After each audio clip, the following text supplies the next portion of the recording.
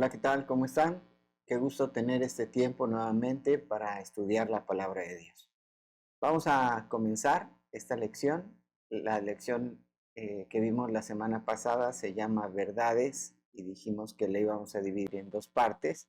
Hoy estaremos viendo Verdades 2, digámoslo así, que nos va a ayudar a poder realmente entender qué importancia tiene vencer a nuestra propia naturaleza pecaminosa, nuestro yo. Así que te invito a que donde estás me acompañes a orar, que puedes cerrar tus ojos, inclinar tu cabeza para que pongamos este tiempo en las manos de Dios. Padre, te damos gracias en esta hora por la oportunidad que nos das de meditar en tu palabra y ver las verdades que tú tienes para nuestras vidas en relación al hecho de poder tener una vida victoriosa, a estar siempre triunfantes. Señor, guíanos en esta hora por medio de tu palabra y muéstranos esta verdad nueva que ya conocemos, pero que tal vez no hemos valorado y no hemos colocado en el lugar correcto en nuestra vida. Te agradecemos todo esto en el nombre precioso de Cristo Jesús. Amén. Vamos entonces a recordar que la semana pasada hacíamos una pregunta y esta pregunta consistía en lo siguiente: ¿existe algún secreto para la vida victoriosa? Dijimos que en el contexto de Dios no existe ningún secreto, sino más bien hay verdades que son claras, que son absolutas y que están a la mano de cualquier persona que quiera tomarlas y aplicarlas para su vida. Vimos también la semana pasada que era importante para nosotros acudir a la cruz de Cristo, o sea, colocarnos en la victoria ya consumada en la cruz. La vida victoriosa no se puede lograr si nosotros no hemos entendido el mensaje del Evangelio de Jesucristo, que Él vino a este mundo, murió en una cruz, tomando nuestro lugar para llevar nuestro pecado en la cruz, y también que Él resucitó a través del poder de Dios y nos dio vida o nos ofrece vida a través de esa resurrección. Cuando yo entiendo esta verdad y llevo a Cristo mi vida y arrepentido por mis pecados y poniendo mi fe en Él, entonces yo puedo recibir ese perdón, esa nueva vida que Él me ofrece. Ahora, cuando nosotros estamos viviendo en este mundo, nos damos cuenta en lo que nos rodea y vemos que estamos constantemente acechados por un mundo lleno de sensualidad, lleno de materialismo y lleno de tentaciones de diferentes formas, tamaños y variedades. Estas tentaciones puede hacer que en la vida del creyente le haga pensar o aún dudar si realmente uno puede tener una vida victoriosa. Sin embargo, Dios en su palabra nos ha mostrado y hemos visto desde la primera lección que la regla de Dios es universal. O sea, es para todas las personas. Porque a veces pensamos que, bueno, por los contextos culturales y las zonas en donde vivimos, para algunos será posible vivir en victoria y para otros será imposible vivir en victoria. Y por eso hablamos de esas dudas que se crean si realmente el creyente puede tener una vida victoriosa. Pero finalmente esto solamente es una forma de justificar cuando el pecado nos gusta o cuando nosotros no queremos dejar nuestro pecado. Dijimos que la regla de Dios es universal y esa regla es la victoria, pase lo que pase. No importa cuáles sean las circunstancias, la victoria es para aquel creyente o para aquella persona que ha confiado en Cristo como su único y suficiente Salvador. Él siempre nos lleva de triunfo, nos lleva triunfantes, ¿sí? Hemos hablado de esta verdad importante. Entonces, si tú ya tienes a Cristo, ya tienes la primera verdad de que tú ya eres una persona victoriosa.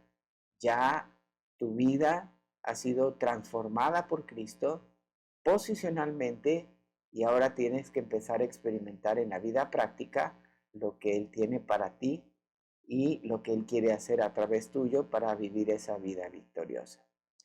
En realidad, lo que finalmente genera una duda no es lo externo, sino es lo interno. es nuestro corazón, esto surge de nuestro corazón. O sea, realmente la lucha que cada uno de nosotros tenemos es una lucha contra una multitud y variedad de enemigos internos. Esto es lo que nos vamos a enfocar el día de hoy. Hay un yo, hay una vida, una naturaleza que nosotros tenemos que nos va a llevar a vivir una vida de derrota. Esa es la verdadera lucha de cada uno de nosotros. No está tanto, si bien es importante entender que el mundo nos bombardea y nos acecha con todas esas tentaciones y variedades, pero creo que el principal problema está dentro de nosotros, no tanto fuera. La escritura nos enseña que hay algunas verdades importantes en relación a esto, pero primero tenemos que analizar cómo es que se manifiesta ese yo, cómo es que se manifiesta ese egoísmo en nuestra vida y cómo podemos conocer cuáles son esos síntomas eh, y para poder entender realmente si estamos viviendo en derrota o estamos viviendo en victoria. Bueno, los síntomas son los siguientes. Compasión por nuestro yo. O sea, al final de cuentas decir, bueno, es que yo no soy tan malo. ¿Se acuerdan que hemos mencionado que a veces pensamos que tenemos un yo malo y ese es fácil crucificarlo? Pero el yo bueno, ahí es donde nos cuesta. Entonces, cuando tenemos compasión por nuestro yo, estamos siendo egocéntricos y entonces estamos realmente desenfocados de lo que Dios quiere para nosotros.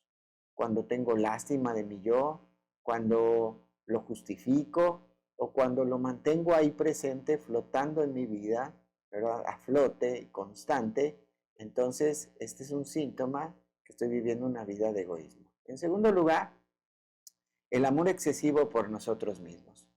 Ahora, aquí es importante entender una verdad. No es que Dios no quiere que nos amemos.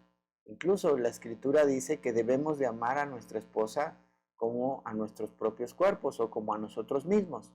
Pero esto significa un amor equilibrado. Lo que estamos mencionando ahora es tener un amor excesivo por nosotros mismos. Ese amor que solamente se fija en mí y después en mí y por último en mí. Que todo lo que está alrededor tiene que girar en torno mío. Es un amor excesivo por mí, que estoy dispuesto a entregar todo por mí mismo, no por los demás, sino por mí mismo. Ahora, ese amor exagerado me lleva a vivir una vida de egoísmo. Y en tercer lugar, una distorsión en la perspectiva de las cosas. ¿Cómo es esto? Bueno, por ejemplo, una persona que es egoísta va a tener una perspectiva de las cosas que son realmente importantes como sus responsabilidades, las va a minimizar. O sea, no tendrá una perspectiva correcta. Sus responsabilidades las hará muy pequeñitas y finalmente las hará a un lado para estarse agradando a sí mismo.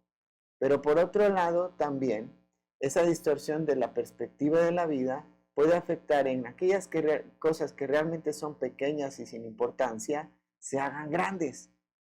A veces lo vemos manifestado a través de un pequeño detalle, forma un problema grandísimo.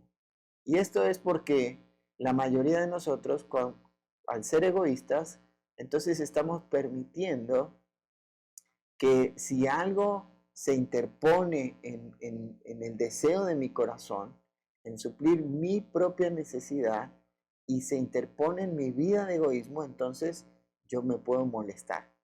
Por ejemplo, un caso muy sencillo en el matrimonio que incluso hemos escuchado o hemos visto que ha causado graves problemas dentro de un matrimonio es que algunas parejas, por ejemplo en la pareja más bien, algunas personas cuando se van a servir la pasta de dientes, algunos agarran el tubo de la pasta dentífrica, la agarran de la parte de abajo y otros la agarran de la parte de arriba. Otros tienen conflicto por poner el papel higiénico, tal vez de una forma que puedan jalarle rápidamente y algunos se molestan porque lo colocan del otro lado. Ahora, a veces estas son cosas insignificantes, pero pueden crear un conflicto muy grande. Si tú te has dado cuenta que hay cosas que realmente son pequeñas, pero las haces lo has hecho un problema grande, entonces estás viviendo una vida de completo egoísmo. Vamos a ver que también hay algunos resultados que trae el egoísmo a mi vida. Vamos a poner atención en esto. En primer lugar, me impide reconocer los logros de otros. Cuando yo estoy viviendo una vida de egoísmo, no puedo reconocer lo que otros hacen bien o lo que otros logran. Esto genera después la envidia. Cuando yo puedo percibir que alguien hace las cosas bien o le va bien, entonces yo siento envidia. Y recuerda que hemos descrito en lecciones anteriores, cuando hablamos acerca del fruto del Espíritu y las obras de la carne, dijimos que la envidia es cuando a alguien le va bien y yo me enojo porque a esa persona le va bien. Después se genera celos. Hay personas que tal vez tienen un problema exagerado en relación a los celos. Es porque están girando en su propio yo. También hay un temor excesivo en su vida. No quieren dar pasos importantes o hacer cosas porque están centrados en sí mismos. Esto después trae como resultado un resentimiento. Y por último, se involucra en toda cosa corrupta que produce derrota. Puede ser algún placer, como tal vez en el aspecto sexual, puede llevarle a la persona a una vida de pornografía, o una vida de libertinaje sexual, de lascivia, de lujuria. O en otros casos, por ejemplo, puede llevar a las adicciones, como es a las drogas, al alcohol, al tabaco. Y estas son las razones o estos son los resultados de una vida de egoísmo. Ahora entonces, ¿cómo es?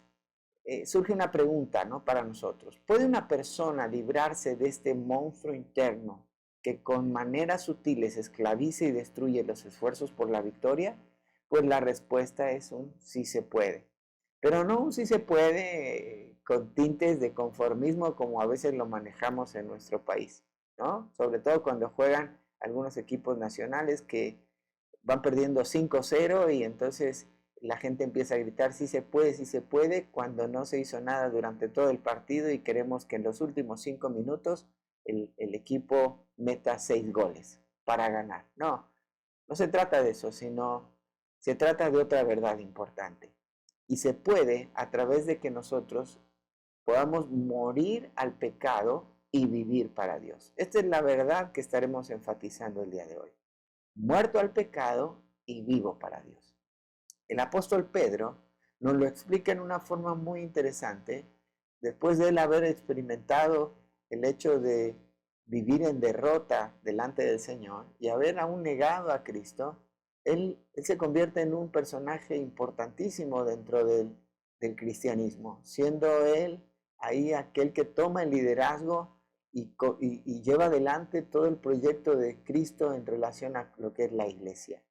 Y vemos ahí el apóstol Pedro entendiendo una verdad importante. En primera de Pedro, en el capítulo 2 y versículo 24, dice de la siguiente manera: quien llevó él mismo nuestros pecados en su cuerpo sobre el madero, para que nosotros, estando muertos a los pecados, vivamos a la justicia, y por cuya herida fuisteis sanados.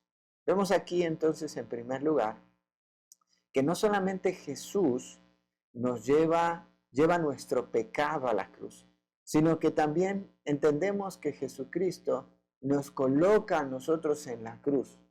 Es necesario que nosotros debemos de morir al pecado y vivir para Dios.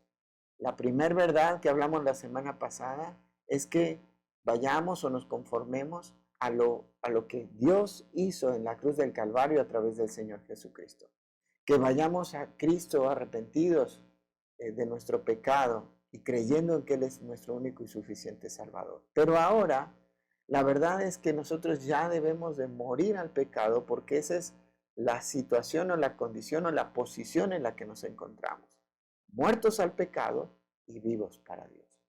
Vamos a ver o tratar de ilustrar esta verdad a través de lo siguiente. No sé cuántos de ustedes recuerdan un programa que había en la televisión hace algunos años atrás que se llamaba Extreme Makeover. En este programa Era un programa en Estados Unidos y la idea es que ellos buscaban un candidato que tuviera problemas en su casa y ellos estudiaban la situación y entonces iban hasta ahí, eh, eh, agarraban a la familia, le enviaban de vacaciones una semana y en esa semana estas personas demolían la casa donde esta gente vivía y después reconstruían o más bien construían una casa nueva. Ese es el concepto, mira, vamos a ver unas imágenes. Ese es el concepto que nos está explicando el apóstol Pedro. Necesitamos destruir nuestro viejo hombre, necesitamos destruir nuestro yo para entonces edificar una nueva vida, edificar ese nuevo hombre, revestirnos del nuevo hombre. Así que necesitamos no solamente destruir, sino demoler nuestro antiguo hombre para entonces reconstruir nuestra vida nueva. La victoria es la libertad sobre la autocompasión, el temor, la preocupación excesiva y el egocentrismo. En pocas palabras, el apóstol Pablo nos dice es la libertad sobre la carne. Así que entendiendo tal vez este concepto, veíamos ahí una casa tal vez en muy malas condiciones y después una casa hermosa. A veces nosotros en nuestro egocentrismo queremos seguir viviendo en una casa que ya fue demolida por la obra de Cristo y nos negamos ahora a vivir en una casa nueva, en perfectas condiciones que ahora Cristo ha edificado para nosotros. Vamos a ver cómo podemos lograr esto. Vamos a ver algunos pasajes de la Escritura que nos van a ayudar a entender mejor esta verdad. Vamos a Romanos en el capítulo 6. Este es un pasaje que junto con otros dos capítulos, que serían el capítulo 7 y el capítulo 8 de Romanos, son claves para que nosotros podamos vencer al pecado y vivir una vida de más que vencedores. El capítulo 8 termina diciendo prácticamente que nosotros somos más que vencedores por medio de aquel que nos amó. Pero ¿cómo llegamos a ser más que vencedores? Bueno, entendiendo las verdades de Romanos 6, de Romanos 7 y de Romanos 8. Estos tres capítulos serían claves si cada creyente en Cristo los leyera diariamente o aún los llegara a memorizar. Es importante entonces poner atención a lo que vamos a hablar ahora. Romanos capítulo 6 y versículo 1 dice lo siguiente: ¿qué pues diremos? ¿Perseveraremos en el pecado para que la gracia abunde? En ninguna manera, porque los que hemos muerto al pecado, ¿cómo viviremos aún en él? ¿O no sabéis que todos los que hemos sido bautizados en Cristo Jesús, hemos sido bautizados en su muerte? Porque somos sepultados juntamente con él para muerte por el bautismo, a fin de que como Cristo resucitó de los muertos por la gloria del Padre, así también nosotros andemos en vida nueva. Aquí podemos ver cómo debemos de entrar en esa identificación con Cristo. Ser participantes de lo que Cristo ha hecho en la cruz. No solamente tener el conocimiento de lo que Jesús hizo en la cruz para perdonar nuestros pecados, sino lo que Jesús ha hecho para darnos esa vida nueva. Y como nos mencionaba Pedro, y nos da a entender que no solamente es el hecho de que nuestro pecado ha sido llevado a la cruz para ser perdonado, sino que nosotros hemos sido llevados junto con Cristo. El bautismo que habla aquí el apóstol Pablo no está hablando del bautismo en agua, sino está hablando del bautismo en el Espíritu. O sea que el Señor nos está haciendo parte de la iglesia, que nos está identificando. Ahora, el bautismo, recordemos que es una identificación con Cristo. O sea, es realmente hacerme partícipe junto con Él de lo que Él ha hecho. Y vemos entonces en estos versículos que viene hablando el apóstol Pablo que donde abunda el pecado, sobreabunda la gracia. Pero no tenemos que exagerar en esto y decir, bueno, como abundó la gracia, entonces yo voy, para que la gracia siga abundando, yo voy a ser perseverante en el pecado. Y responde el mismo apóstol Pablo, de ninguna manera, no tenemos que hacer así. Sino la instrucción es que los que hemos muerto al pecado, entonces ahora vivamos por él. Porque ya nos hemos identificado con Cristo en su muerte, muriendo nosotros también al pecado, pero también resucitando para una vida nueva. ¿Recuerdas? Demoliendo la casa que está en malas condiciones y edificando una casa nueva, una casa en muy buenas condiciones. Ahora, dice, ¿no saben que todos hemos sido bautizados con Cristo? Esto ha sido algo posicional. Nos ha identificado Él en su muerte y nos hace partícipes de su muerte, pero también nos hace partícipes de su resurrección. Vamos a ver otros versículos ahí de Romanos 6 y vamos hasta el versículo 11. Dice de la siguiente manera. Así también vosotros, consideraos muertos al pecado, pero vivos para Dios en Cristo Jesús, Señor nuestro. Y fíjate lo que dice ahora acá. Yo resalté un poquito ahí. Dice, no reine pues el pecado en vuestro cuerpo mortal, de modo que lo obedezcáis en sus concupiscencias. Fíjate, si tú mueres, si entiendes que has muerto al pecado, ahora en la práctica, considérate muerto al pecado, para que Él no reine, ¿sí? Que no reine en tu cuerpo mortal. Y versículo 13 dice, ni tampoco presentéis vuestros miembros al pecado. La idea es que no los expongas al pecado como instrumentos de iniquidad, sino dice, presentaos vosotros mismos a Dios como vivos entre los muertos y vuestros miembros a Dios como instrumentos de justicia. Porque el pecado no se enseñoreará de vosotros, pues no estáis bajo la ley, sino bajo la gracia. Mas ahora que habéis sido libertados del pecado y hechos siervos de Dios, tenéis por vuestro fruto la santificación y como fin la vida eterna. Ahora vemos que aquí está el principio que el Señor nos entrega, que jamás nos pedirá que dejemos algo sin ofrecernos otra cosa que es mejor. Así que debemos de morir al pecado para vivir para el Señor. Eso es importantísimo. Tenemos que ir cada día a la cruz de Cristo para crucificar nuestro yo. Entonces va tomando sentido lo que nos explica también en Efesios capítulo 2, diciendo que ahora a través de su muerte, Él nos ha colocado en los lugares celestiales en Cristo.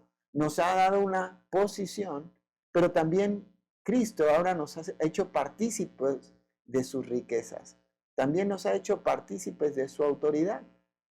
El apóstol Pablo nos explica un poquito mejor en Colosenses en el capítulo 3. Vamos a ver desde el versículo 1 hasta el versículo 4. Dice de la siguiente manera. Si pues habéis resucitado con Cristo, buscad las cosas de arriba donde está Cristo sentado a la diestra de Dios. Poned la mira en las cosas de arriba, no en las de la tierra, porque habéis muerto y vuestra vida está escondida con Cristo en Dios.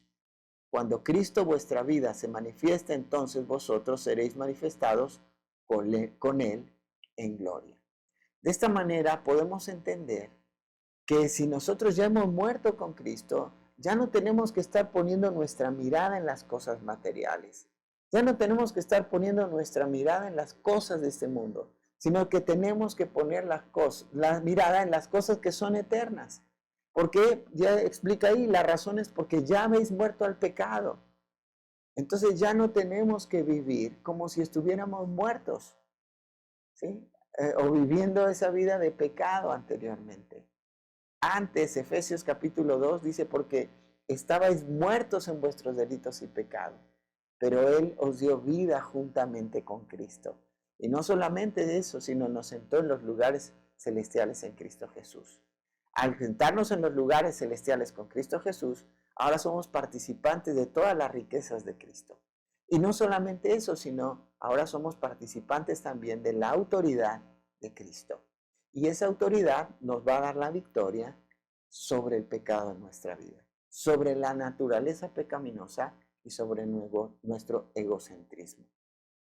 Vamos a finalizar la clase del día de hoy recordando que en el capítulo 7 de Romanos, el apóstol Pablo reconoce que hay una ley en su cuerpo y eso es una realidad para nosotros.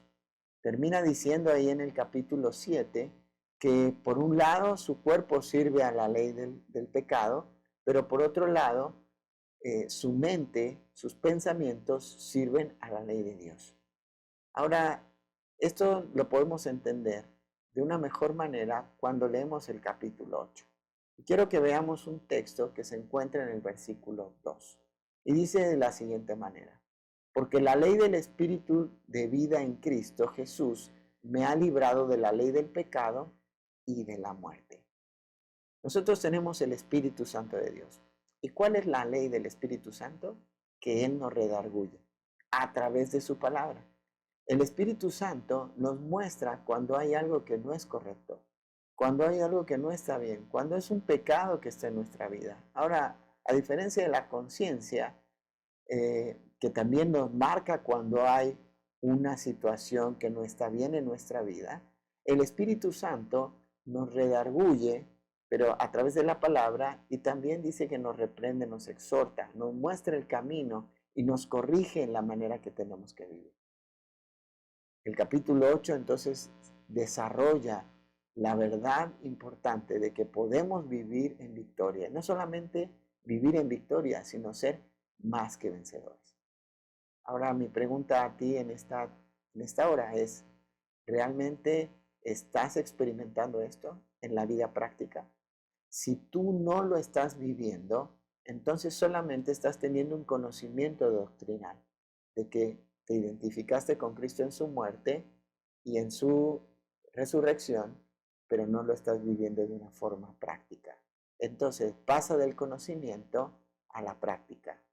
Deja que deje de ser doctrina para convertirse en algo práctico.